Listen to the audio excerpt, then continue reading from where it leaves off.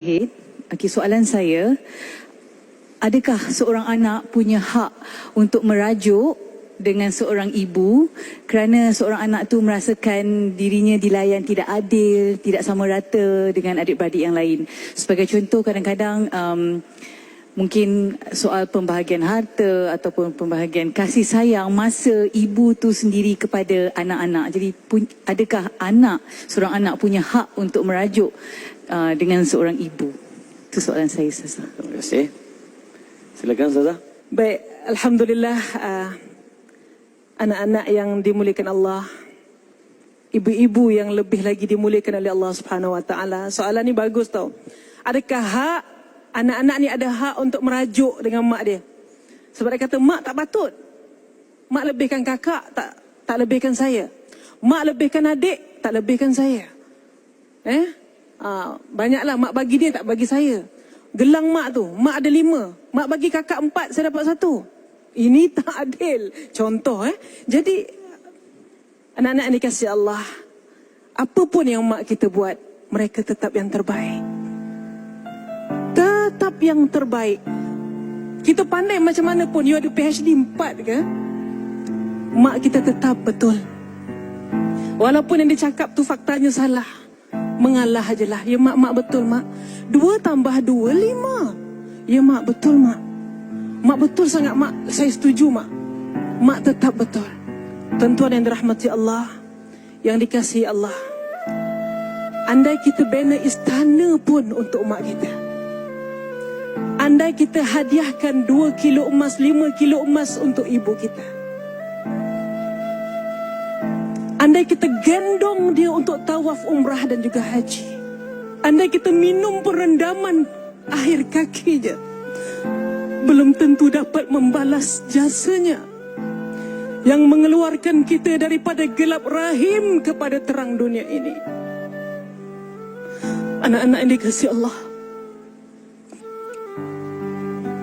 ibu tu makhluk yang Allah muliakan.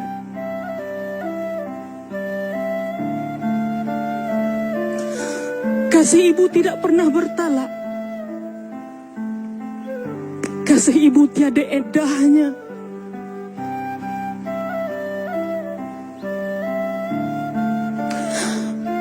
Atas sebab itu, kita tidak ada hak untuk merajuk kepada mereka. Kita tidak ada hak langsung untuk berdendam dengan mereka.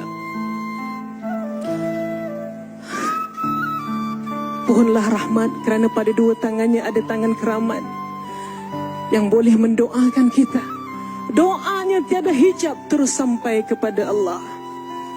Kita tak tahu ketika kita sedang lena tidur, ibu kita bangun, ya Allah, kasihani anakku ya Allah, rahmati hidupnya ya Allah, bahagiakan dia ya Allah.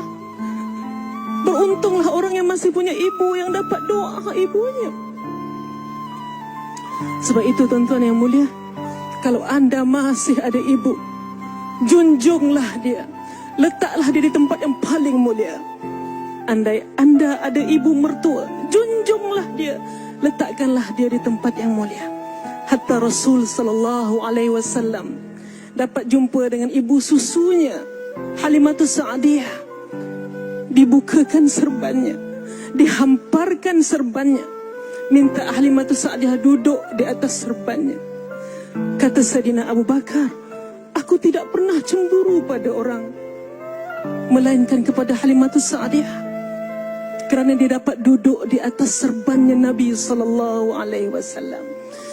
Tuan-tuan, bak kata Ustaz, itu ibu susu. Kalau Rasul ada ibu kandung, wallahu ta'ala alam. Baiklah hadirin sekalian, insan yang dimuliakan oleh Allah dan Nabi ini juga adalah seorang manusia. Dan sebagai manusia, Allah SWT menjanjikan setiap yang bernyawa pasti akan merasai maut. Apakah amalan yang perlu kita lakukan? Apakah yang terbaik yang perlu kita lakukan tatkala ibu berada dekat nazak? Selepas ini dalam tazkirah malam Jumaat, jangan ke mana-mana, kita jumpa selepas ini.